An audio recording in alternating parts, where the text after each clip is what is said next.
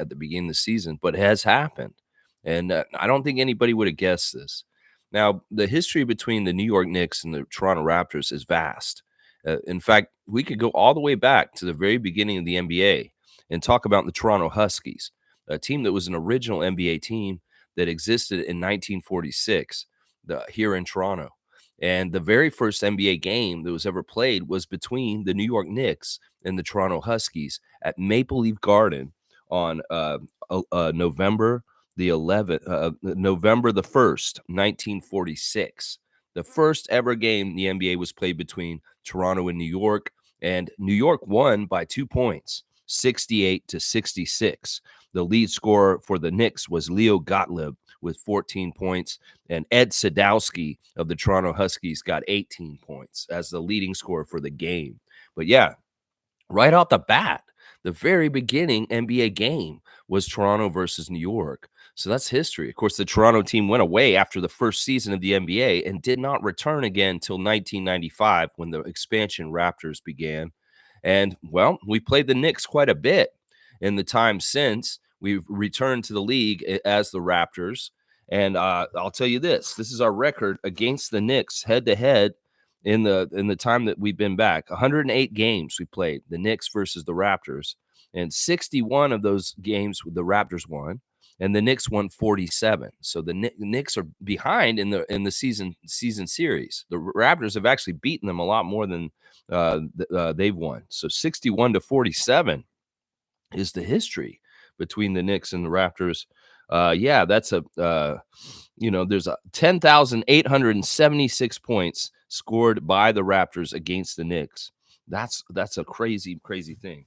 Now, it's the reason why I thought it would be unlikely that the Raptors fans and the Knicks fans would be friends right now is because their team's suing us. The MSG and James Dolan is suing the Raptors for an incident this past summer with a guy named Azatam, who came and got hired by the Raptors, and he came over and he brought all of his files or something from the New York side of things. And they're saying we stole proprietary plans and knowledge. That was kind of like acrimonious. And there was a lot of weird stuff going on, even between like the fan nations last year, like shit talking and kind of silly stuff. But it's kind of funny because some of the Knicks fans were like, yeah, this is silly. Why are we suing them? And some of them are kind of like, yeah, this is ridiculous. And there's a lot of fans in Knicks Nation that hates James Dolan. And they think that he is like the biggest problem with their team, and he annoys the hell out of them. So in some ways, the lawsuit isn't even New York Knicks. The lawsuit is James Dolan. James Dolan has a problem with Adam Silver, and they're feuding. They've been feuding for a couple years now. There's things that James Dolan is doing to get under Adam Silver's skin. And this lawsuit is one of them. In some ways, he's trying to show that he doesn't trust Adam Silver's leadership of the NBA because of his close friendship with Larry Tannenbaum, the NBA governor of all the owners, who happens to be the owner of the Toronto Raptors. So in some ways, the lawsuit is testing Adam Silver for his leadership and power over the NBA. Adam Silver would like to have the power himself to just adjudicate this situation between the two of them, between the two teams. But James Dolan wants to make it a real government court case, and he has taken it to like New York State government. And Adam Silver's not happy about that. So in a lot of ways, the lawsuit is really like the owner's grudge. And it's not even necessarily with the Raptors. The Raptors are just the team that he's going to use as a pawn in the whole situation. It's really James Dolan versus Adam Silver thing. And it's ridiculous. I'm surprised it hasn't been thrown out yet, and it hasn't been tossed out as frivolous. Now, we're in the Atlantic Division, the Knicks and the Raptors, and this is a competitive division. For a lot of the 2010s, the Raptors dominated this division, with Philadelphia and Boston and New York kind of going through tough stuff to try and figure out who they were and rebuilding and the process and stupid stuff like that. So we had a really good run being king of the Atlantic for like a lot of the years in the 2010s. So in some ways, we were beating up on the Knicks a lot.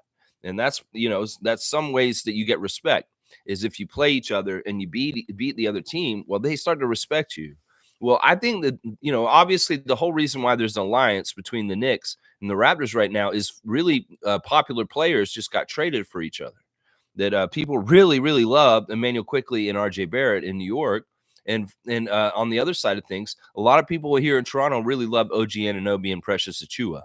And the switch has made fans of OG go and want to watch Knicks games now.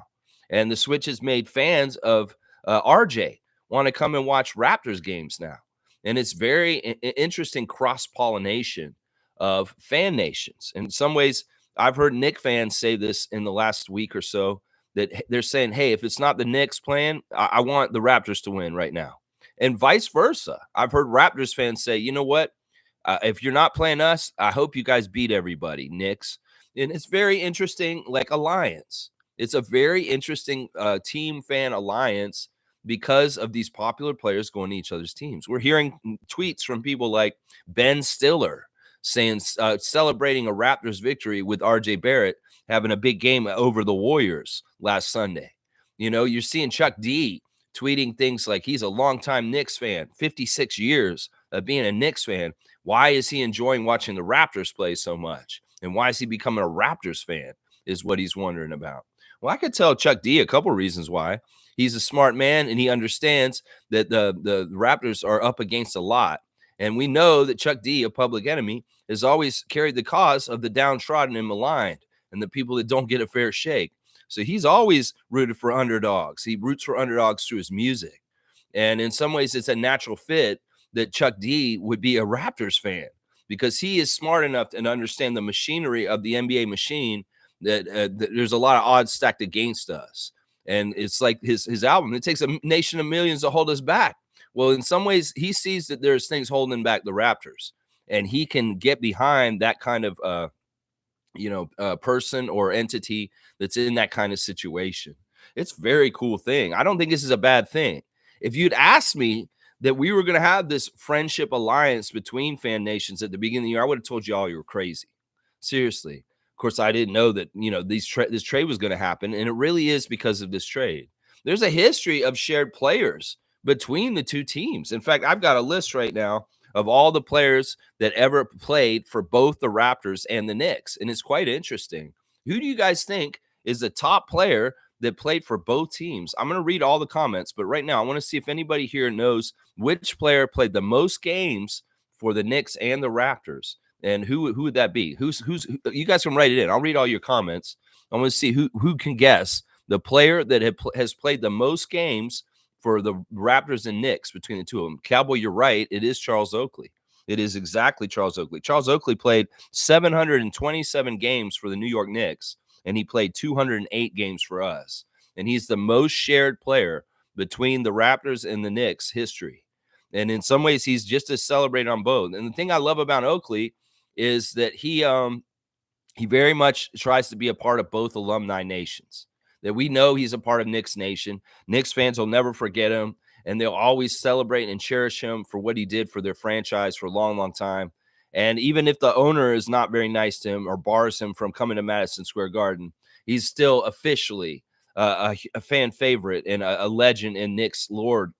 Now, the same thing could be said about Oakley in Raptors Nation, that he was Vince Carter's enforcer, just like he was the enforcer for Michael Jordan in the Bulls a long time ago. In some ways, Charles Oakley really, really respects his tenure with the Toronto Raptors. And he very much does come back and makes part of our alumni at games, like showing up and waving everybody and say, hey, guys, it's former Raptor Charles Oakley. And they show him on the Jumbotron and he waves. He's often quoted in his podcasts and guest appearances in media as speaking glowingly about his time in Toronto and being proud of being a Toronto Raptors alumni. So he's somebody that is shared as an icon and a major, major part of the franchise's histories of both teams. And I think that that's an amazing and awesome thing. The bridge, in some ways, of RJ and OG now is a bridge that was first started by somebody like Charles Oakley. That, Knicks and Raptors fans both beloved. They just love Charles Oakley. And he's somebody that we can both share. Yeah. Someone we can both share. Kareem saying, I don't think Oakley is allowed in MSG. Maybe, I don't know how long that went on, but if it's still going on, that is wrong. James Dolan, You need to drop your grudge. All right, let me see what else y'all are saying. I'll catch up on these comments and we'll do more Knicks and Raptors alliance stuff. Talking about the Knicks and Raptors fan nations being chummy now because of shared fans, the iconic guys like OG and RJ. Dana's saying, good morning, everyone. I hope the team is getting some much needed rest. Yeah, I think they are. They had to travel back.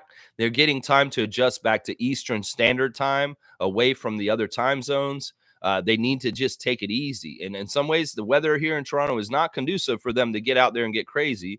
So, yeah, it's probably good that they're just kind of getting rest, getting ready for the game on Monday against the Celtics, and just taking it easy. Probably going to practice today. They probably got yesterday off, maybe practicing today to get ready for tomorrow. And yeah, hopefully guys are healthy and getting better, especially Jakob. We need him to get better. Trevor said, good morning, Raptors family. Happy Sunday morning. Pass a blessing on to someone today. Show them that you care. Blessing someone today can change everything. Show a little kindness. It surely changes life. There you go. Show a little kindness and bless somebody else's day. There you go, Trevor J. I like that. Lakers went down in defeat. Golden State to a 2, and Atlanta falls to the Wizards, and the Celtics destroy the Rockets. Interesting. Yeah, M.A. Doka returning to Boston to play against his former team with Fred VanVleet and them. And, yeah, they kind of got blown out. They really got blown out, and that's too bad. You know, it's kind of funny. There's a lot of people talking about how the Celtics, with their perfect home record, are getting propped up. Even the Celtics announcers are admitting that the team is getting helped by the referees. There's so much shady shit going on right now. The Celtics are the epitome of this. You can watch at home. They're getting such a friendly whistle that in some ways they want the NBA is keeping intact this Boston home record. It's something to watch, y'all. Seriously, something to watch. And if they start bragging about it, we'll realize it's superficial. They've been helping them with their home record. They have been. Let's see. Trevor's saying, what a performance from 905. Nice win. They beat the #1 offensive team. Yeah, that was a fun game. The first quarter, the Birmingham squadron came out firing, and they got a really good lead. They were leading by like 33 to like 18 at the end of the first quarter, and that was really bad. The squadron couldn't miss. They were hitting threes like crazy, and that's their style. Well, the Raptors 905 decided to start playing defense in the second quarter, and they turned it around. In fact, a huge turnaround and swing where they took the big major lead, and they won. My 5 stars of the game for the 905 game. First, very unlikely first star. I wouldn't have told you that this guy's going to get a first star this season, but he is. Omari Moore. Omari Moore was a big part of what the 905 did really well yesterday. The thing that they were doing was stealing the ball and getting in transition and dunking it. And Omari was one of these guys who was really filling up the lanes and getting down the court and getting really easy baskets because he was on the receiving end of like layups and dunks. 8 for 13 shooting for Omari last night. 1 of 2 from 3, 4 of 5 from the free throw line, 22 points, 8 rebounds, 3 assists, 2 steals, just 1 turnover, a plus 15. Omari Moore off the bench even, and being the #1 star for the game last night. He really was like either he would steal it or he would run down the court and jam it to get the score at the end of the court. It's fantastic stuff by Omari Moore. The second star is Jayshawn Page, another bench guy, filling it up big. Those guys were the 2 leading scorers off the bench. Jayshawn Page was fire from three-point range. He had not been shooting well from three-pointer since the regular season of G League started. But in this game, he woke up. 27 minutes, 20 points, 7 of 14 from the field, 5 of 9 from 3. He missed 1 of his 2 free throws, 7 rebounds, 5 assists, 2 steals, 4 turnovers, though, but even with the plus-minus. Yeah, Jayshawn was really good late. And the Birmingham announcers were like, yeah, Jayshawn hasn't been making them all season, but well, he came in and he made them tonight. 5 of 9 from 3 for Jayshawn Page. Yeah, 2 very unlikely top 2 stars in this game. My third star is Kevin O'Banner. Kevin O'Banner has just been solid for the 905 for a while now. He very much comes out, gives you some good, strong effort, good rebounding, good defensive presence. 16 points in 35 minutes. He was 6 of 8 from the field, 2 of 3 from three-point land, made his only free throw, 4 rebounds, 1 block, 2 turnovers, a plus 10. Yeah, O'Banner is just really solid. He's a chunk. And with him and Winslow out there, I feel like these guys are like rooks on the chessboard. and they just kind of move around, kind of like the castles. They're very, very interesting what they do out there. Winslow and O'Banner, and they can very much like help each other with different screens and movements to get each other free. And then boom, all of a sudden they got a lane and they're laying it up. But Kevin O'Banner is my third star of the game. Fantastic.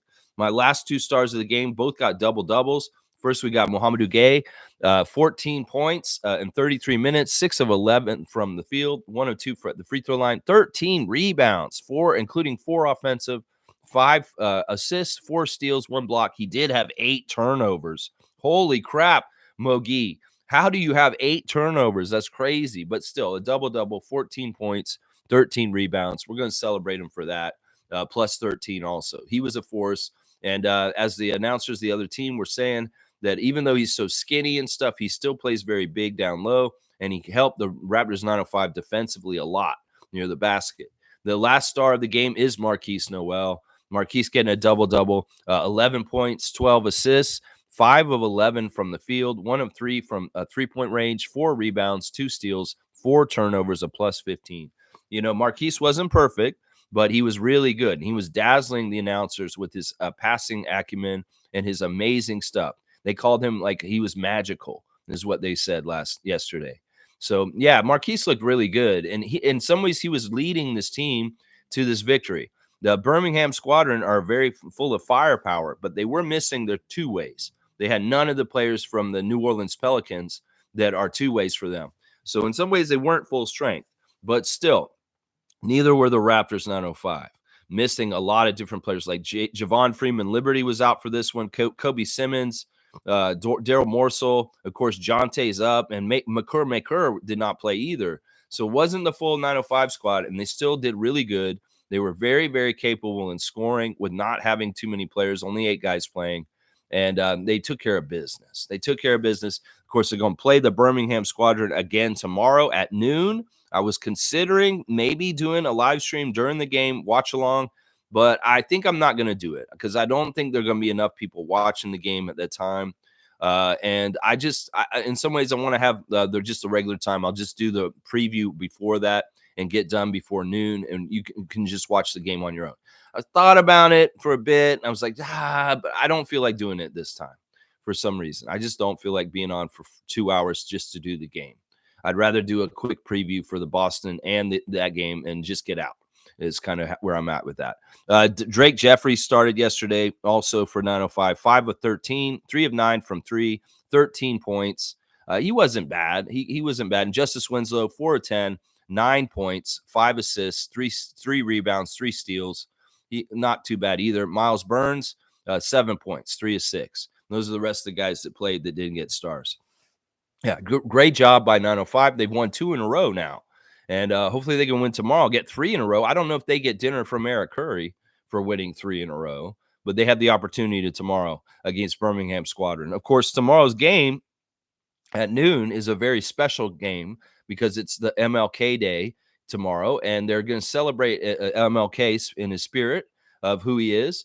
And it's in Birmingham. So the Raptors 905 are in a very special game situation tomorrow, celebrating Martin Luther King Jr. Day, being in the city of Birmingham, Alabama. And that's going to be a big deal. They were already kind of celebrating it yesterday for the game, but tomorrow's even bigger deal because it's actually MLK Day tomorrow.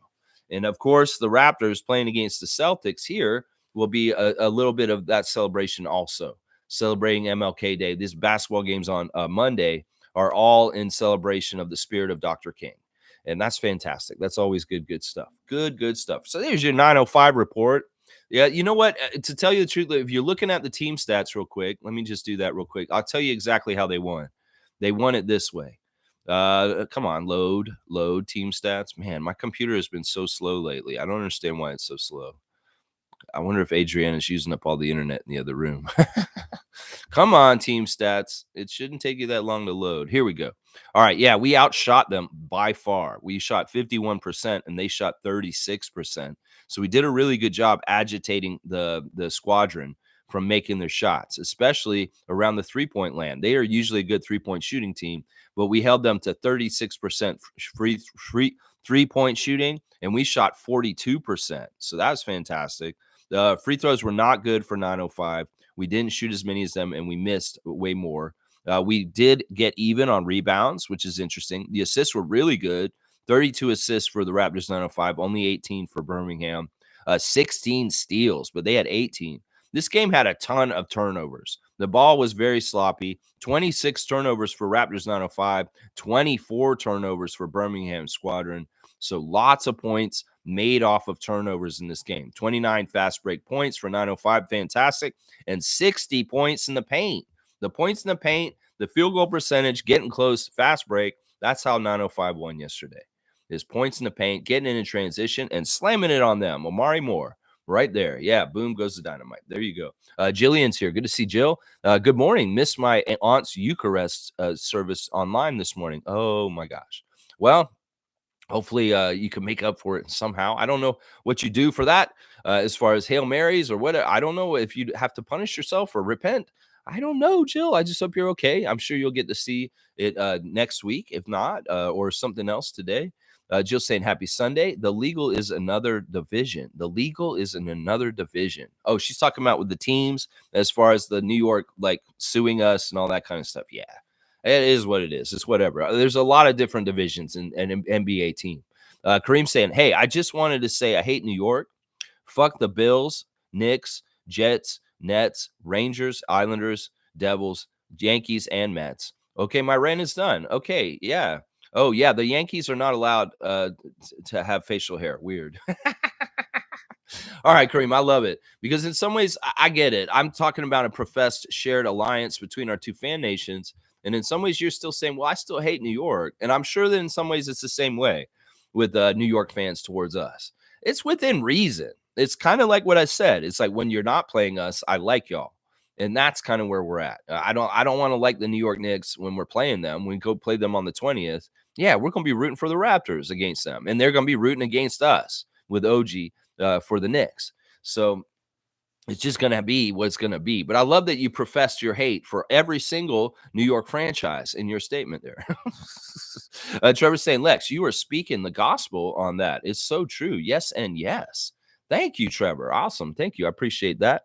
And Cowboy's saying, good morning, Lex. Dana, Trevor, Jillian, and all Raptor freaks. Let's go. Let's go, Raptors. Let's go, Cowboy. Good to see you. Hi, Cowboy. Good morning, Cowboy. And Fiercely saying, good morning, fam, and happy Sunday. Good morning, Fiercely Salsera. Scotty Barnes, Twitch family 2022. And Monique is here. Super fan Monique Lawrence stepping in, the greatest. Good morning, Raptor Freak family. Good morning to you. You guys were right. It was Oakley. So let's play the next one. Who do you think was the second most played between both the Raptors and the Knicks? So who do you guys think is second on this list? Kareem, you said Marcus Camby. He's not on there. I don't know if Oakley's allowed in there yet. Fiercely saying, thanks for your history lesson, Lex. And Trevor J for your words of wisdom. Awesome. Yeah. And Jill saying, hopefully Yak is good for Monday. It's not going to be good for the Monday. No, he's got 2 weeks at least out. So he's not going to be back this week. No, he's not, unfortunately. Cowboys saying blessings to everyone here. Don't forget to slam dunk the button. And Fiercely saying, I actually don't care for the Knicks games. Only watched the first one in which OG played. I'm rooting for him, but not for the Knicks. Yeah, I'm kind of the same there. Cowboys saying, what's the latest news on Koloko anymore? He's been running around. He's not playing, though. Guardian Transit saying, I do not think we are getting a whole story on Koloko. I think you're right. There's something weird about that. Jill saying, we barely saw Fred play last night. Note this boring Raptors announcer said he still plays a lot like a Raptor. Yeah, if that's Scalabrini or whoever, who cares? But yeah, I don't know what happened in that game. I didn't watch it. Kareem saying at Guardian, I'm with you on that. There's info the Raptors are withholding. Yeah, I don't know what's going on with Koloko. It is weird. He had long COVID. I think that's what it is. Respect to Charles Oakley. So is Koloko coming back soon? I don't know, Cowboy. Keep asking me that. You've been asking me that this whole season. I have no idea. Guardian Transit saying, if it was COVID, why would they just not say long-term COVID issues? This is just maybe some legalities. I think that they've gone away from using any of the COVID terms as far as people being out. And they're saying non-COVID related illness and that kind of stuff. They're just dropping it. In some ways, the government and the world wants us to just get rid of the word COVID and not use it at this point. That we've moved past the pandemic stuff, even though there is still COVID going on. They kind of just want us to go back to work and get that out of the way. So I think that most in general, people are just not using it. Omari's saying, I still want New York to lose. And he's saying Chris Childs. Chris Childs is a good guess, but that's not the number 2 answer. Who is the second player that played the most games between the Knicks and the Raptors? And as far as things, who had the most? I mean, I want to say that they have to have the most games between both of them. Bargnani, that's a good guess. He's on the list of that I have here. I have top 15 all-time shared Raptors and Knicks. And in some ways, we can do this game and we can see it's not going to be trivia. We're not doing exactly trivia. This is just for fun. It won't count towards the Raptor Freak trivia because I don't really have the scoring set up for this. But all right, you know what I'm going to do? I'm going to take the names that you guys put here, and I'm going to tell you where they are on the list. Chris Childs was number 6 on the list. He played 95 games for the Toronto Raptors and 303 games for the Knicks. Now, Chris is awesome because you know why? Because Chris Childs was a turncoat against the Knicks. In fact, what happened was Chris Childs very much helped us with our first ever playoff victory. The history of the Knicks and the Raptors in the playoffs is short and sweet. And at the very beginning of the Raptors playoff history, the first time we ever made the playoffs was in 2000. And we played the Knicks in the first round. And back then, the first round was a best of 5 series. It wasn't a full best of 7. So you had to win 3 out of 5 to win. Well, the Knicks swept us in the very first time the Raptors got into playoffs. And guess what? There was one playoff game played in Toronto. It was the very first playoff game ever played in the city of Toronto, and I went to that game. In fact, I was working at the arena at the time as an employee, and they had a whole bunch of tickets that were available, and I bought a ticket myself, and I didn't work that night. I actually went to the game and went to the Raptors' first ever playoff game in Toronto that year, even though we got swept out in that game. We lost the first 2 games in New York, and we came back and we lost the game here, and that was on April the 30th, 2000. The Raptors' first ever playoff game in Toronto was against the Knicks, and they lost and got swept out in that round. But I was at that game, and I remember it. Then the next year, we made the playoffs again, and we got to play the Knicks again in the first round. And this time, it was a best of 5, and we won. We won 3 out of the 5 games, and that was fantastic. And Chris Childs was a big part of those wins as far as he played for the Raptors and he hit big clutch shots. Remember, the Raptors were wearing headbands around that time. They were all wearing these headbands and stuff. And Chris Childs was wearing a purple headband when he was running for the Raptors at that time. And he was a big part of why we won. All right, let's see. Andrea Bargnani is on this list.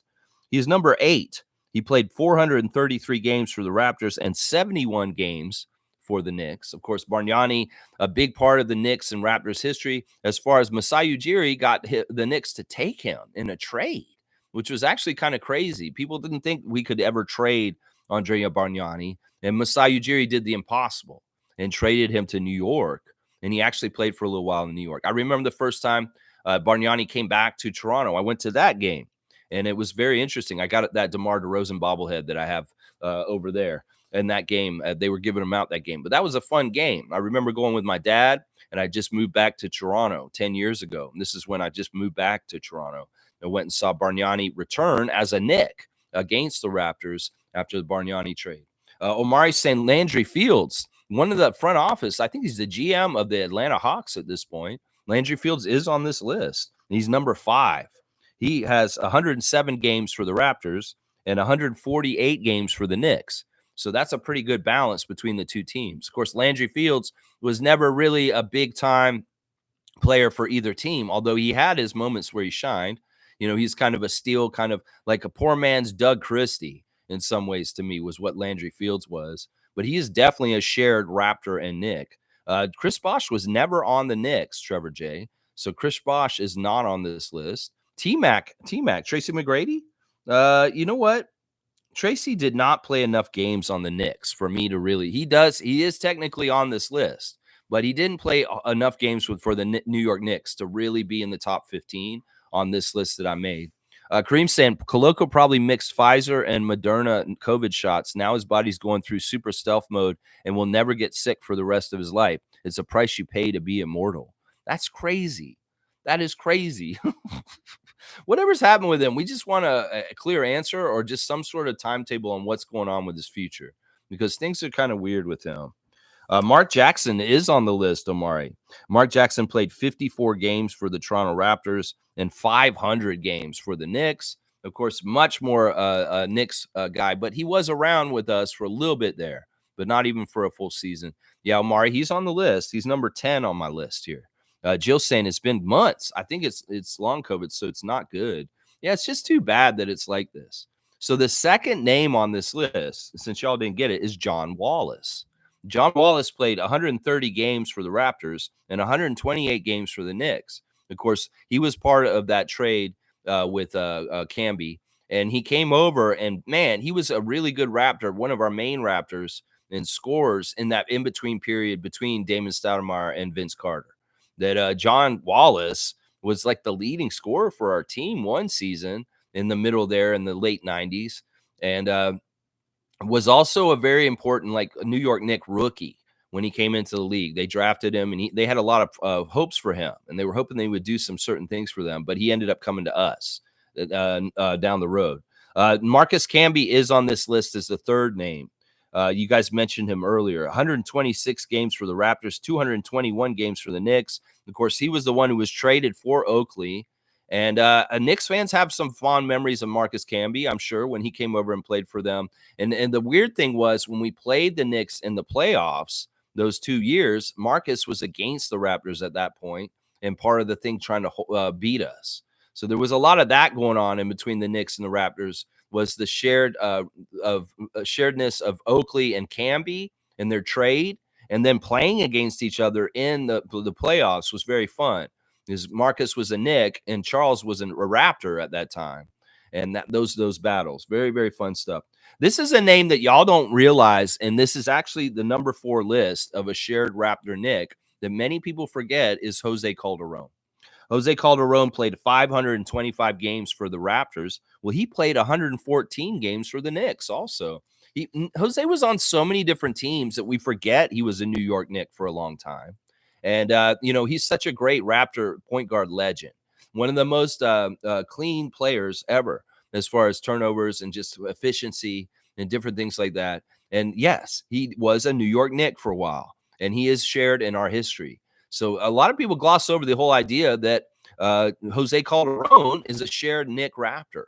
He is. He definitely is. Now, in some ways, he's more tied in with the Cleveland franchise at this point. Afterwards, he's tied in with us still, of course, but he's not as tied in with the New York franchise as the Cavs in some ways. He's around the Cavs a lot more.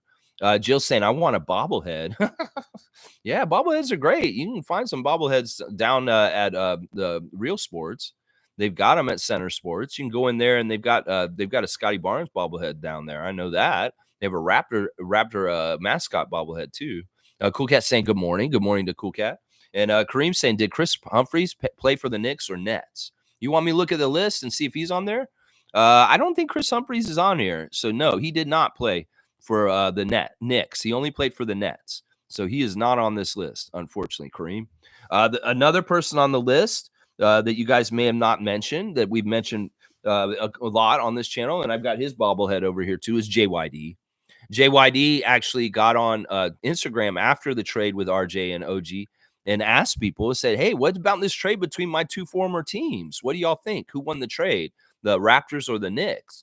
Because JYD was a New York Knick for a while, and he was a very important Knick for a bit, and they liked him there too. It's in some ways, it's a very similar thing to Oakley, this hardworking guy who busts his ass that has people fall in love with him real easy. The JYD Jerome Williams is a shared Knick and Raptor. And, of course, he's very active in Raptors alumni. I don't know how active he is with the Knicks alumni, but he does consider himself New York Knick alumni and a part of their fan nation still. I know that for that team, Detroit, and for the Bulls too, Jerome Williams. Of course, we mentioned Bargnani.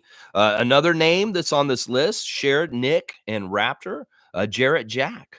Former Georgia Tech Yellow Jacket, played 95 games for the Raptors and 62 games for the Knicks.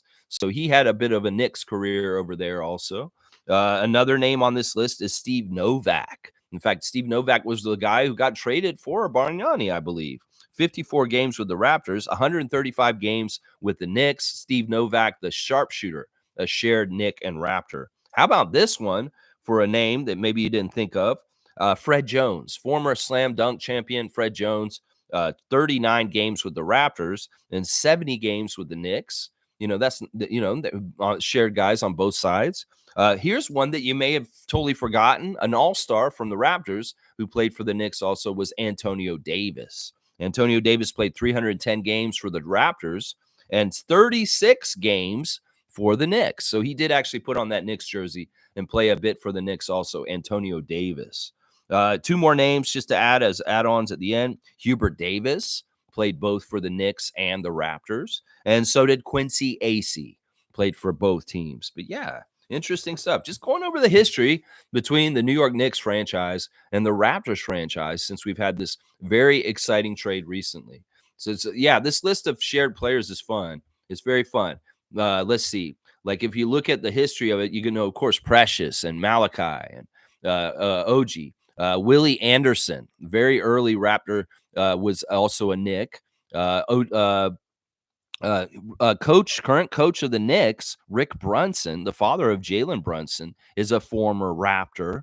So he has time with both teams. Rick Brunson.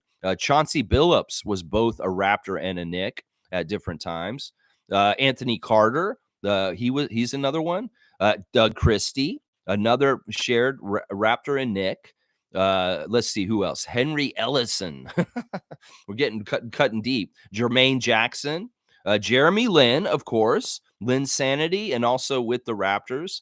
Brad Lohaus, that's a name you probably don't hear very often. Roger Mason Jr., a shared Knick and Raptor. Of course, Svi Mahalik played for the Raptors, and then he went and played for the Knicks after that. Let's see, who else? Jalen Rose. We forget that Jalen Rose was on the Knicks for a bit there, 26 games. Rod Strickland, another great New York point guard that was on both teams. Rod Strickland was on, just like Mark Jackson and Chris Childs. These three guys were all point guards for the Knicks and the Raptors at different times. And then one of the very earliest guys who was both a Knick and a Raptor was Herb Williams. Herb Williams, of course, a very storied New York Knick, very celebrated, underrated, loved New York Knick. Herb Williams was an original Raptor also. He was on one of the original Raptor teams in the very beginning. So yeah, a lot of shared players between the teams. If you're playing Immaculate Grid, I just helped you out really good. If you get that square between the Knicks and the Raptors, you got it right there. Yeah. Let's see. Jill's saying that Charles Oakley is a Darko fan. That's what I've heard. I've heard that he said some nice things about our current coach. I have heard that. Yeah. And Jill's saying AD a Raptor. Wow. You mean not Anthony Davis, Antonio Davis. We're not talking about Anthony Davis who plays for the Lakers. We're talking about the former All-Star great Toronto Raptor Antonio Davis, famous for playing for the Indiana Pacers and the Raptors, and just a little bit for the Knicks. Yeah. Wayne's saying JYD came here from Detroit, probably was in New York for a minute. Yeah, he went to New York after us, I believe. I believe he was on the Knicks after he was in the Raptors. Omari's saying, who would you say is the Raptors' biggest rival of all time? This is a great question, Omari Parsons. And good to see you in here, man. We don't see Omari every day.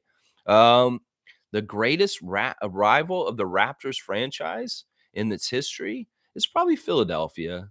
I think that there's enough key moments with the Philadelphia history with us, whether it's the Kawhi shot, whether it's Allen Iverson and Vince Carter in 2001, that it's probably Philadelphia. I would say that. I mean, the New York stuff is early, and we haven't played them ever since. If we played the Knicks in the playoffs, that would be fun again, for sure. But we only played them those two times, and it's pretty even. And the Celtics, we've only played them in the bubble. That one time, that epic 7-game series. There's not enough history with us and the Celtics in the playoffs. So I would say it's Philly. And the Nets are second probably because of all the history with the Brooklyn Nets and us. And that goes way back too. You got the Vince Carter, Jason Kidd, Richard Jefferson Nets stuff with the Raptors in the playoffs. And then you've got us losing to them with Paul Pierce. And then we got us sweeping them the last time we played them. So Nets, I'd say it's Sixers and then Nets is what I would say, Omari. Let's see. Jeremy Lin, yeah, mentioned him. And Fiercely saying Ben Stiller's tweet on Malachi, was that a diss? No, I think that he's actually being honest. We see a tweet coming from Ben Stiller yesterday about Malachi Flynn playing for the Knicks because, Malachi went 4 for 5. He actually had a good game yesterday, and he made like 9 points. And Ben Stiller was commenting that Malachi Flynn is nice, is what he said on his tweet. Malachi Flynn is nice. No, he was being serious because Malachi actually had a pretty good game yesterday. He actually did. Let's see. Kareem saying also Lenny Wilkens went from Toronto to the Knicks as a coach. I don't believe that's true. I don't know if that's actually true. I didn't look at the shared coaches, but I don't know if Lenny Wilkens ever coached the Knicks. I think that that's not true. I think that Lenny's coached the Cavs, the Hawks, the Sonics, but I don't remember him ever coaching the Knicks. You know what? I'm gonna look it up just to see. Why not? Wait, we can do this. We have it at the fingertips. Why not? Why wouldn't you just do this, Lex? Let's look at Lenny Wilkens' coaching career. But I don't believe he did. Maybe I'll be wrong. Let's see. Let's see. He coached for the Hawks, the Sonics, the Cavs, the Trailblazers. Oh, he did. He did coach for the Knicks late. His last coaching job was for the Knicks, and it was only for a year. So, okay, good call. You were right, Kareem. I forgot about him going to the Knicks after us. He was actually coaching the Knicks. That was the last team he coached, honestly, is the Knicks. And then he was done. Okay, he was there for 2 seasons, actually. He resigned in the middle of the second season. Okay. Wow. All right. Yeah. I guess that is somebody we shared. I don't even think about him at all with them at all. Let's see. What else are you guys saying here? Wayne saying, thanks, Kareem. Was trying to remember that overrated coach. Lenny Wilkens is not overrated. It's just that in some ways, all right, we got to understand what happened at that time, Wayne. He had a superstar team with Vince Carter and Charles Oakley and Antonio Davis and Kevin Willis and all those guys. That was a team that's very similar to the Raptors championship team. There was a lot of veteran guys who've been in the league for a long time, like Del Curry and Muggsy Bogues. And, he didn't have to be like a normal coach. He could be just like I'll hang out and like babysit you guys kind of coach. Because those guys knew what they were doing. And in some ways, he had an easy job. And so he wasn't the most hands-on coach. And in some ways, he was a name. He was a name. In some ways, he had respect with the refs. In some ways, he was like somebody who, was it was an integrity thing. It's like, oh, Lenny Wilkens, because this is the thing. Lenny Wilkens had the most wins in the whole entire NBA history for a coach at the time. Like at that time, he had the most wins as a coach in the history of the NBA. So there's a lot of prestige with having Lenny Wilkens be our coach at that time. And because of the makeup of the team, he didn't have to be that active. He was definitely a very passive coach, a player's coach, a coach that kind of said, guys, go out there and play. I trust you. You do whatever you're going to do. But in some ways, he did have a very, like, he is celebrated because he just put in a lot of work. You got to understand how much that man coached. And maybe he was a little burned out by the time he got to Toronto because he had been coaching most of the 20 years between 1980 and 2000 when he showed up. But yeah, I'll give it to him. It's like he was an illustrious name, and maybe he wasn't necessarily the best coach for us at that point. I would say that, yeah. Let's see. Trevor J saying, we will be going strong to Madison when Raptors take it on the Knicks on the 20th. I just want to see Raptors beat them with RJ and IQ. Well, let's talk about RJ Barrett real quick, because the NBA announced yesterday that they assessed him a $2,000 flopping fine for a play in the Utah game on Friday night. And it's bullshit. In some ways, I see these kind of things that they do as being kind of like, yeah, we're going to show you just how unfair things are. In fact, I could like Winders this. The Raptors make the trade. We have a buoyancy of energy, and we have a great chemistry and enthusiasm going between guys, and it's making things go real smooth and happy and in good ways. Well, the NBA doesn't like that. In some ways, they want to corral us. And one of the things that they did, and they did the same thing when they did the thing with Scott Foster in Denver, is if we're going things too good and guys are too enthusiastic, they'll try and kill our spirit by robbing us and cheating us in a game. And that's what that Laker game was last week, is to break the spirit of the Raptors and the new unit of the team and try and make them not want to try as hard. They see us trying hard and playing at a very high level. It scares the hell out of them. So cheat them of a game and downtrodden their spirits and make them feel like, well, what's the point? I feel like that's what they did. And in some ways, it's an insult to give a flopping foul and fine to RJ Barrett after the game on Friday when they wouldn't do it to Anthony Davis on the same kind of play in the Laker game. And they're going to say, yeah, this isn't a fair league. And why are you trying so hard? You need to just roll over and let yourselves lose over and over again because you're the Raptors. I feel like that's why they do this shit.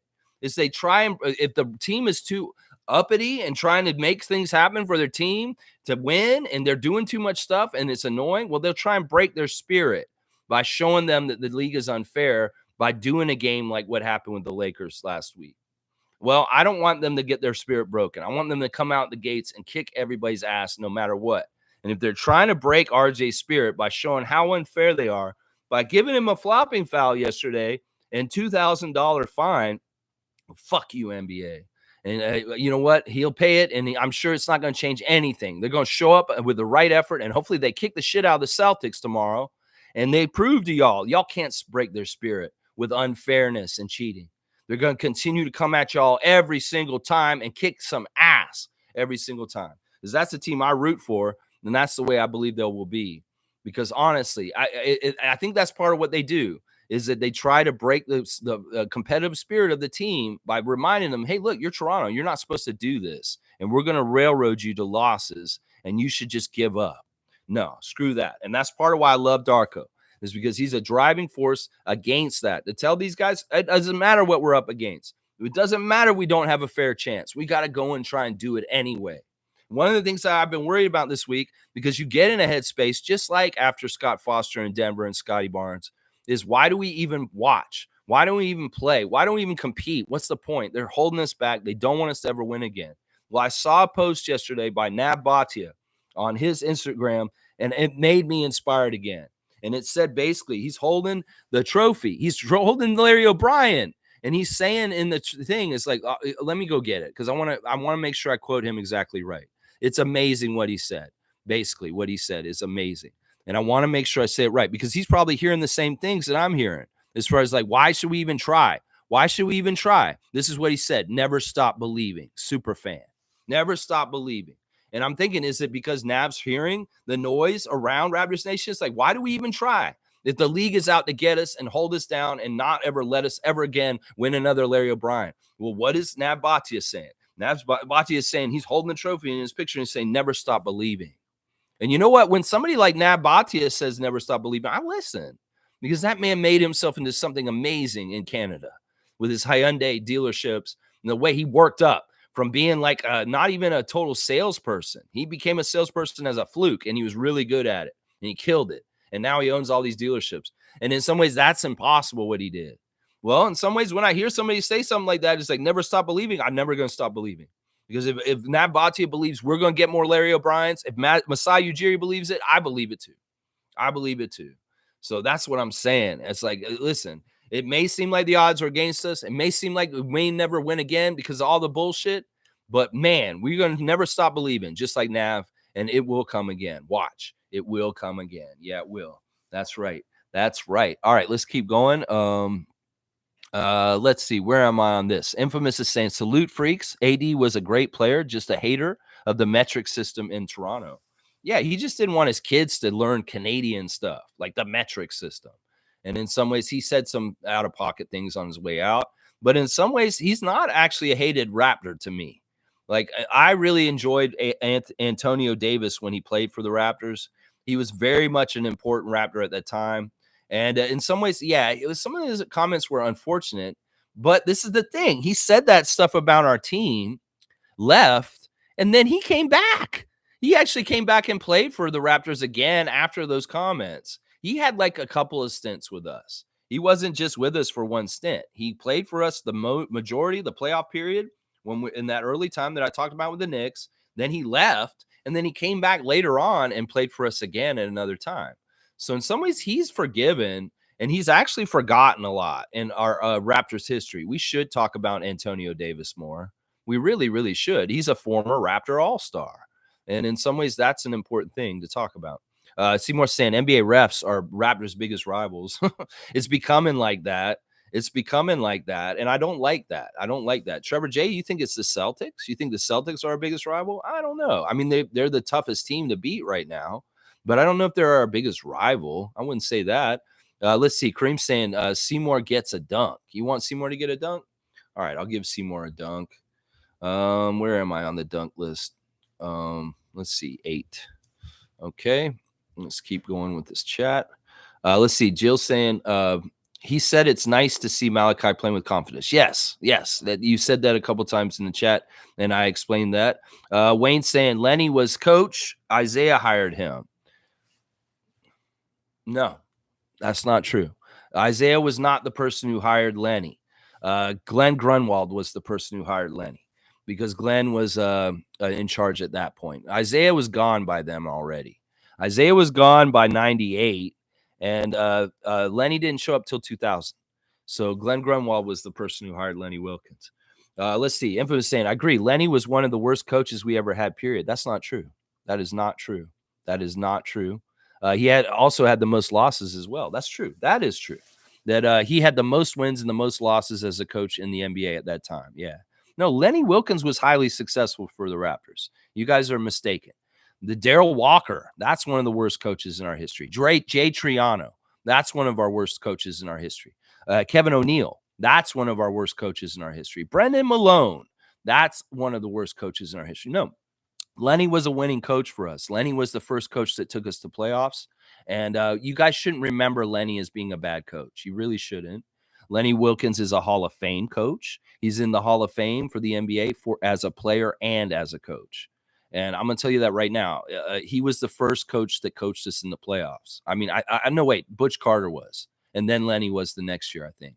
But listen, either way, y'all shouldn't be thinking that Lenny was so horrible. He really wasn't. You guys can say that he was, but he wasn't. We had a winning record when he coached us, and maybe he was a little lackadaisical and a little lazy, and he let the players do most of the work. But it was about presence. It was about his reputation. It was about that kind of stuff. Like he got all the respect in the world from the refs, and that was very important at that time in our history of our franchise. Wayne's saying, I'm sorry. He destroyed Alvin Williams' knees by overplaying him. I remember the narrative. Alvin couldn't walk after a game. Well, we needed Alvin. And I don't know. I don't remember that specific stuff like that. If Alvin Williams has bad things to say about Lenny Wilkins, then I'll get behind you guys. But I don't think he does. I don't think he does. If you went and asked Alvin to his face, how do you feel about Lenny Wilkins as a coach? Do you feel like he's a good coach or a bad coach? You might be surprised about what he says.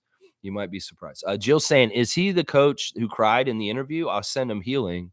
What? Coach that cried in the interview? I don't remember that. I don't remember I don't think Lenny cried in the interview. No, he didn't. Lenny was a very quiet person.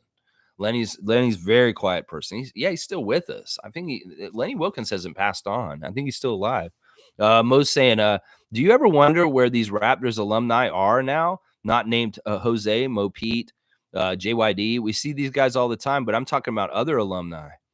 Okay, yeah, you're saying we see Jose, we see Morris, we see Tyrone, we see JYD, and some of these other guys like Keon Clark. Is that who you're talking about? Are you talking about some of these other lesser known guys? I don't know. It'd be interesting for some of them to come back. I love that Marcus Camby's been around our team a bit more in the last couple of years. You know, he's been very glowing about the Raptors. He's come up to Toronto. He was at G League game, and he did some commentary for us in the last year or so. So, yeah, these I don't know. It's different things with different alumni. In some ways, you say, look, the Raptors have 3 guys that played for them that are in the Hall of Fame. Akeem Olajuwon obviously is not really a Raptor legend because his time with the Raptors was kind of a shame and kind of bullshit. And then you got Tracy McGrady, who was drafted by us, and in some ways should be more a Raptor legend, but he's more an Orlando legend in some ways. And in some ways, he's embraced that fan nation and being alumni down there way more than being up here. And then Chris Bosh. And it's the same thing with him. He's embraced being a Miami legend more than a Raptor legend. So in some ways, it's where these guys choose to be more alumni with. And it's a personal choice. Some of the guys really value Toronto and like being up here. They come up here and they're around here. And then a lot of them, some of them are just not like that. And that's you know what? That's their own missing out is what I would say on that. Yeah. Wayne's saying Houston versus Boston and Lakers versus Jazz. I watched last night. Difference in winning and 3-point shooting. Absolutely, Lex. They steal our games for psychological warfare against us. I support the Raptors. Yeah, I hate this. I hate this. In some ways, they want to make like this is part of the thing to try and tell Scotty down the road. You don't want to play for the Raptors anymore because look, and the whistle get better. This is what I think that Norman and Fred talk about when Fred was leaving. It's like, oh, the ones that know. Yeah, that when you leave the Raptors, the whistle gets kinder to you. Is kind of what I'm wondering about. In some ways, I don't want to make this more of a thing. It should be fair, NBA, and stop making it seem like it isn't because of how you're basically putting referee fellatio on the Lakers and Celtics all the time. Because we understand what's going on. Did they lose? Did the Lakers lose to the Utah Jazz? Because they should have last night. I'm gonna say that right now. They should have. They've no business beating that Jazz team that just beat us. They should have kicked the butt. Yeah. Okay. Jazz beat the hell out of them. Good. They beat them by 7. Okay. Good. Yeah. They should have lost to them. Let's see. Jill saying Celtics slaughter Fred and all last night, Wayne. I don't like that term, especially with the war going on around the world right now. Kareem saying Toronto Raptors, the only NBA world champions. Yeah, I guess. Seymour saying, so I can blame Nav for my Hyundai not having a battery plug and my ride has been parked since Friday. Alberta's cold as F. You have a Hyundai? Well, you didn't buy it from him from here, did you? Maybe you should call Nav. Maybe he can call your dealership and get them in line. Seriously, he might be able to help you. Fiercey's got the journey going. Don't stop believing. You know, that's the song I sang at the Raptor Freak hangout, Fiercey. That's one of the songs I sang. I sang Journey. And I hit the high notes. I'm not going to do it right now. I just woke up. Jill saying Alvin still talks about his destroyed knees. Well, I mean, I don't know where to go with that. And in some ways, we got to ask him what he feels, how he feels about it. Fun guy saying this whole week is going to be cold in Toronto, -10-ish, not Calgary, -40-ish. But man, yeah, I don't know. I don't know how it's going to be here. I'm just going to try and deal with the snow. Wayne saying Isaiah was running New York Knicks when he hired Lenny. Oh, that's what you meant. He hired Lenny when he was at the Knicks at the time, not here in Toronto. Okay. All right. Now I get what you're saying. That makes more sense. Trevor's saying, did anybody see that clip with Masai about winning? Which one? I mean, Trevor, hello. There's probably a whole catalog and library wing of Masai talking about winning. Come on. You can't be like that. That's not specific enough. We know that Masai says winning in everything that he ever says. Seymour saying, I'm a fun guy. I feel like I'm hibernating. I've wanted to yesterday. At one point yesterday, I was so tired. I don't know. Maybe it was the West Coast trip and being up late. I just went to sleep in the middle of the afternoon. And I think it was because it was a natural part of my body that said you should be hibernating a little bit, like humans should do in the winter. There is some shared DNA with bears. And there's a reason why bears like to hibernate and do what they do. Well, humans in some ways have those proclivities in their DNA also, to take it easy during the winter and kind of not use as much energy and just kind of hide in like the cave and sleep because it's really cold out there and stay warm. So we do have a natural tendency to want to hibernate. It's true. Fun guy saying, I feel like we will play better during this home trip because it's so cold and you get energy from just getting out in that cold and run around, sweating in the gym. So our energy should be nice these games. I hope so. I'm a little worried about these guys returning from the West Coast and the fun on the Santa Monica bike trail and coming back and there's snow and it's quite cold here. Let's look at the Instagram stories real quick. We got Emmanuel Quickly back in Toronto. He's got a picture out the window where he's staying and we see the dome and the tower and it's all lit up. It looks really magical. And hopefully, that's the kind of thing he's thinking about. It's just like this city looks awesome with all the hazy and fogginess with the lights downtown. So Emmanuel Quickly taking a picture downtown of the CN Tower and the Rogers Center, Skydome. Also, Emmanuel's got Pat Bev on his Instagram stories, and I'm not totally sure what he's doing. He's got him talking about how you do things the right way, the right things will come to you. Okay, is this a shot at Pat Bev because of the dog stuff? Emmanuel Quickly, you're posting Patrick Beverly on your Instagram stories. Tell him that we got dog. How about that? We got dog. Miles Burns posting his highlights from the game against Birmingham Squadron yesterday. He's got dunks. He had a couple good things going on yesterday. Mr. New York City got another double-double. He's putting that on blast on his Instagram stories. Some of the highlights from the good win yesterday. And Omari Moore, Very proud of Amari Moore going off for 22 points. Marquise celebrating him. There he is in that room with the Sakura tree with all the pink again. That picture was from last year. He's posting it again. There's a picture of him on the elevator, kind of just happy with the throwback shirt and glasses. There's a picture of him in the timeout at K-State. He's got a lot of good memories that he keeps posting. He's talking about God's blessings coming to him, Mr. New York City. I'm telling you, they were really impressed with him in the Birmingham Squadron game last night. The announcers were saying that like this guy had the most assists in an NCAA tournament game, 19 assists, and that they were really enjoying watching him play with the 905. That was the Squadrons guys. Rick Moody was the guy's name that was calling the game. He's pretty good. He's pretty good. Zach Eddy has got hey, thanks on his Instagram stories. Grady Dick is celebrating this guy, Mac Wiesner, has committed. Yes, sir. I guess he's his friend. Koloko has got Kobe on blast on his Instagram stories, talking about what it takes to win and what all that kind of stuff. There's your Instagrams, kind of boring. I don't know. The Instagrams could be better. Could be better. I feel like it could be better. Now, let's see. Firebolt's here. Good morning, Lex and Raptors family. Happy Sunday. Happy Sunday to you, Carla. I hope you're doing well on the East Coast, Atlantic Canada. Jill saying Alberta, a dry cold, Ontario, a damp cold. So -10 is like Alberta's -20. And Alberta, if you have a down coat, you're fine. In Ontario, you need 2 down coats. Your teeth are chattering. She's talking about like humidity and water. You know, this is an interesting thing. I would say this, even here in Toronto, you know, you can get that chilly cold, like she's talking about, the damp cold. And it is true. If you get a windbreaker out west, you can stop some of the really cold stuff and be okay. Now, for what she's saying here in Toronto, well, in Tallahassee, this is 100 times worse. And it's part of the problem down there when it gets so cold in northern Florida is there's so much moisture around there that if it gets below freezing, like -10 down there, you're really cold because it goes to your bone. And that's what she's talking about. Is like that damp cold, you can't do anything about it with layers. You feel it in your bones deep inside. And that's one of the scary things about when it gets really cold in northern Florida is from what I remember, when it get like -10 down there, you can't hide from that cold. That you can get all the layers you want on there, it will chill you to the bone. And that's what she's talking about right there. It's really bad in Florida when it gets that cold down there. Infamous saying, Lex, Lenny is on the list of the worst coaches alone with the ones you mentioned. No, he's not. Not in my book.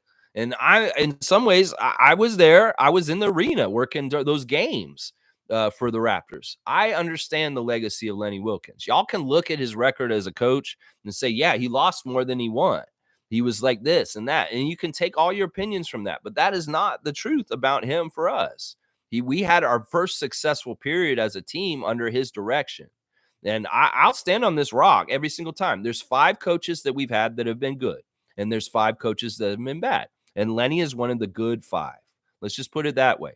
There's 5 that have been very bad that, you know, in some ways we didn't need. Darrell Walker, Brandon Malone, Dre Triano, Kevin O'Neal, and I'll even put Sam Mitchell on there, even though Sam Mitchell is probably one of the successful coaches. But Lenny, Nick, Dwayne Casey, Darko, those guys are good coaches. Those guys were our good coaches. And I'll stand on this in some ways. You guys can say he's the worst coach, but that's not the right way to remember him. That is not the right way to remember him. You guys got to really understand. Lenny Wilkens is an interesting person in a lot of different ways, and y'all need to respect him. Seriously. He's not like those other coaches. Butch Carter is the other one. Butch Carter is more of he's a successful coach in some ways. I don't know. In some ways, I put Sam Mitchell in the unsuccessful pile, even though he went to playoffs and stuff. I don't know. In some ways, we can disagree about this, but my memory of Lenny Wilkens is very clear from not even just from the Raptors, from him coaching the Cavs in the 80s and all the other teams he coached in the 90s. And he's a good coach. You guys I think you're mistaken on him, is what I'm saying. Seymour saying Jillian facts. Okay. And Isaac saying Ben Stiller with the cryptic tweet of Malachi Flynn's name inspired to tell the world that he also exists in his respective careers. You know, listen, I think that he meant exactly what he meant. Malachi Flynn is good or something like that. He's good. And we were making fun of it in the Facebook chat because it's like a tweet you'd never think you would ever see. Ben Stiller talking about Malachi Flynn. Wayne's saying Alvin loves Lenny. He loves Vince too, and says Vince's number should be retired. Do you agree with him? That's his opinion. Doesn't mean it's right. All right. Yeah. Well, Alvin loves Lenny. Then he doesn't have any problem with him about his knees. But yeah, he loves Vince because he was his teammate and he played next to him and he understands how much is. I don't agree with Alvin on that one. No, I don't. I think we should give him a statue. I don't think we should retire his number, but I think giving Vince a statue would be a good thing to honor him with. So, I mean, listen, if you guys are talking about whether Alvin's mad at him about his knees, that's what I was more talking about it with that. Jill's saying, Lex, I'm not making stuff up. One of the coaches began crying on TV when questioned and referenced all his losses. That's all. Well, tell me which one. I don't remember this. I don't think you're making anything up, Jill. It's just that I don't know where to go with this. I don't remember this in the history of the Raptors. If this is such a big moment in the Raptors, you'd think I would remember it, Jill. So I just don't remember it. I don't know who it is. If you could tell me the name of the coach, then maybe I can be like, oh, yeah, I remember that now. But I don't remember this. We had a sad thing with Stan Albeck, who died while he was a coach of our team, and that was really sad, and people cried about that. That's one time I remember people were upset when our very old assistant coach died in the middle of the season while we were in the middle of our season. Like that happened. I don't remember what is it? Kevin O'Neal you're talking about? Did he cry during the press conference? He might have. I could see that. Maybe it was Kevin O'Neal. I don't know which situation you're talking about. In some ways, it was that bad. Maybe I blocked it out. I don't know. Trevor saying, I love when Keon was here playing the Raptors. He was in that era with JYD and Muggsy and Alvin in the playoffs. He was in the playoffs with us. He was playing for us at that time. Keon was a showstopper next to Vince, jaw-dropping dunks. Yeah, and he was lit. He was absolutely buzzed. Every single time, his eyes were glassy and bloodshot because he was drunk. And every halftime, he drank like a fifth of vodka, is what he said. He'd go in at half and drink a whole bunch more and be even drunker for the second half. And you could tell when he was playing, you could see he was kind of swaying. And he was really off coordinated in some ways, but he was very crazy too, and in some ways too. He was a showstopper. Showstopper. That's right. You want me to drink water? All right, I'll drink water. I'm only 7 minutes behind. Racemo is saying, good morning. I canceled my NBA League Pass, and I can't find Knicks games. After 17 years, I like watching the Knicks again. Let's go, OG, Precious, and Malachi. So Edmund wants to watch the Knicks games, but he doesn't have League Pass anymore, so it's harder for him to watch. Seymour saying, can we bring back Nogueira? Lucas Nogueira? No, he was playing in the CEBL for the Guelph team before the Guelph team got moved to Winnipeg. He was in CBL last time I saw him. Just saying, smash the like button. I like that. Waste Mode saying, I meant 27 years, not 17 years. You've watched the Knicks games for 27 years. Okay. Seymour saying, Coloco, what the F, man? What's going on? I don't know. I don't know what's going on with that. Let's see. Jillian saying, was Mr. Davis the one concerned about the psychological damage of his kids signing the Canadian national anthem? No, he was worried about them learning about metric system because that would make them not understand the U.S. system when they came back to the U.S. It was ignorant. Some of it was ignorant. Let's see. Wayne saying, watching good 3-point shooting teams, especially when they play us, the only way to defend is to deny shooters from early. Got to prevent them from getting the range or outshoot them. Hard work. Yeah, I can get behind those strategies. And Infobus is saying, if Vince goes to the Hall of Fame, would he go in as a Raptor? No, probably not. I don't know. I don't know how they do that. Is it like baseball where they have a certain team they go in under? I don't know if they even do that. I think they just put the player in. Like, did Chris Bosh go in as a Heat or a Raptor player? We don't know. I don't think they actually distinguish that. I think they just put the player in and their whole career is a part of it. So I don't know. Maybe it's on the plaque. You see the jersey that they have on. That tells you what it is. I have no idea. Somebody could do the research on this and figure it out. But I don't know if Vince goes in as a Raptor.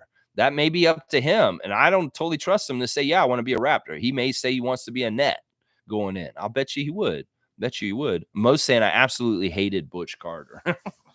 Well, he was a problem. He was a good coach in the beginning, and he had success. He was getting good things going, but he had his limits. And then because of bullshit on the outside of things, he got into a whole fracas with Marcus Camby about something with a representation group. And then it became something more than him being a coach. And some other things were conflict of interest.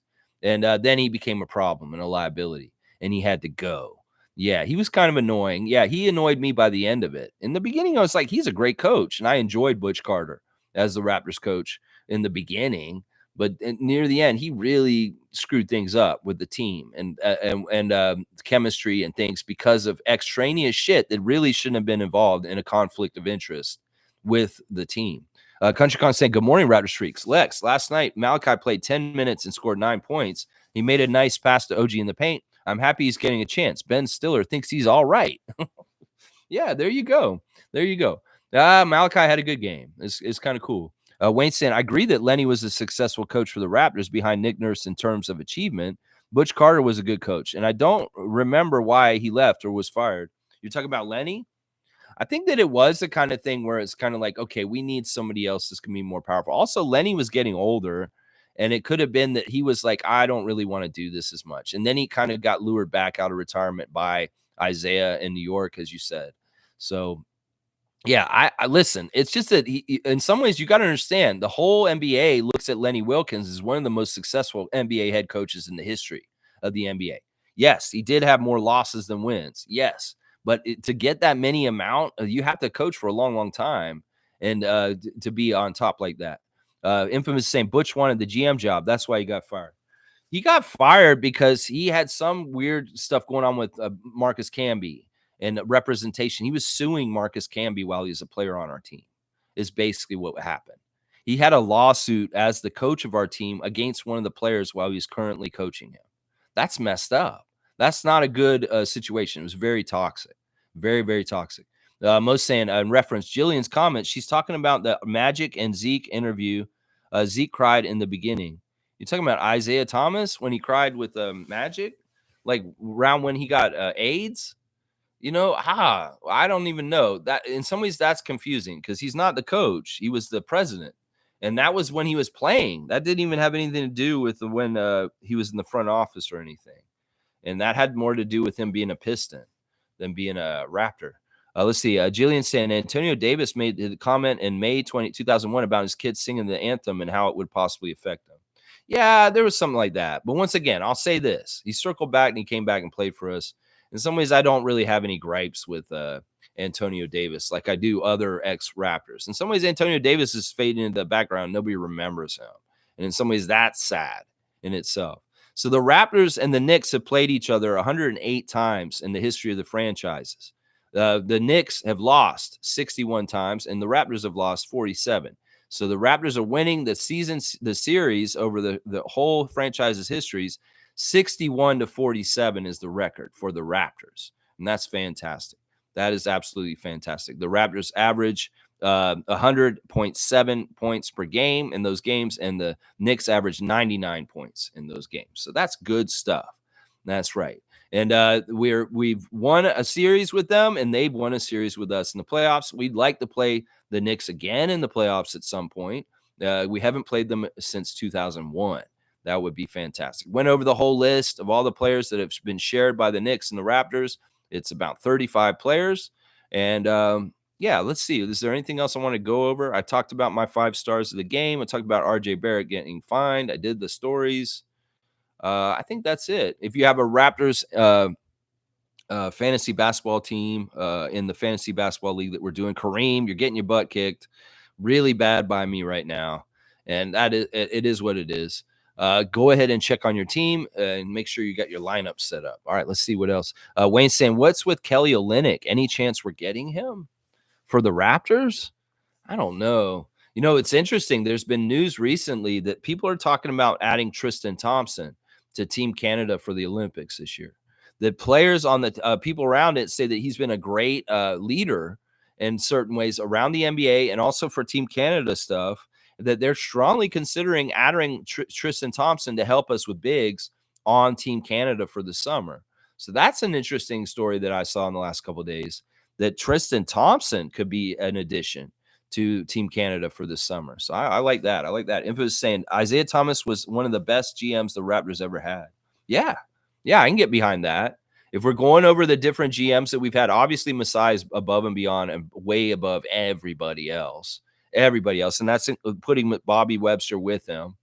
And then, you can start talking about Rob Babcock, Glenn Grunwald, Brian Colangelo. Yeah, Isaiah is a little bit better than some of those guys because in the beginning he did a really good job right off the bat. He drafted Damon Stoudemire. He drafted Marcus Camby. He drafted Tracy McGrady. He was really good at drafting. And in some ways, he was a really good first president for us to have.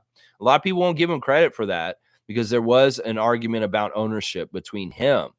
He wanted to be an owner of the Raptors, and that was part of the reason why he had to leave.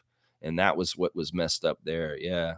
Let's see. Fun guy saying I could start another heated debate in the chat, and then you'd have to go for at least another hour, Lex. Well, just make your one point, and I'll see if we can tie it up really quick. And I'm gonna get out of here because Adriana is here, and I want to just why go long if I don't have to? You could write it, but you have very little time because I'm gonna go ahead and sign off very soon right now. All right, y'all. Thanks for watching me.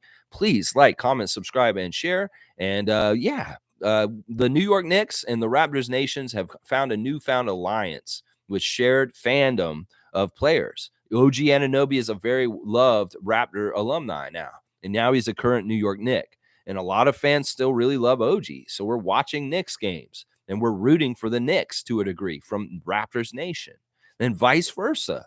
We've got Knicks fans watching Raptors games now because they really like Quickly and they like Barrett. And they want to see those guys succeed as individuals going forward, even though they're not wearing their blue and orange jerseys still. And that's kind of a fun thing.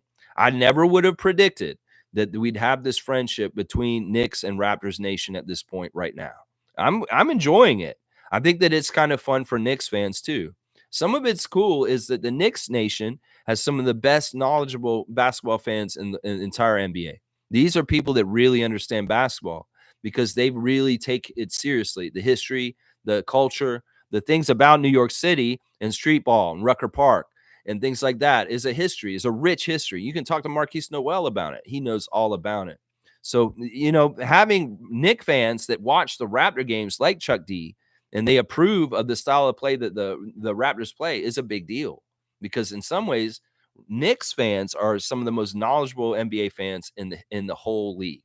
And they really, really do understand basketball in the right kind of way, a lot of ways. That's why NBA Chev is who he is with his old head ideas about how the NBA and basketball should be. Because that's what a New York basketball fan is like. There you go. I like it. I like it. Yeah. Let's see. Tristan Thompson Kardashian. Yeah, that's an accurate name. And Firebolt saying, enjoy your Sunday with Adriana. I will. I hopefully will. We'll see. I'm sure we will. Fun guy saying, it's not as fun without my guy, David. You want to make an argument with David's here. All right. Well, we don't need any of that. And I don't want you guys encouraging any kind of stuff between you guys. I am watching y'all on that. Wayne saying Raptors are well known in the NBA world as a stand-up team. And when watching videos of referees stealing our games, we have respect by purists. Yeah. Yeah. I think that's the big part of it. That's why we get converts. That's why people like Chev switch over and start rooting for us because they see what we're up against. And in some ways, they enjoy that. They like being the underdog. They like being the team that, you can really get behind because you see the fight is there and you can see they're up against just a little bit extra. It's the same reason why Chuck D is a Raptor fan right now, too.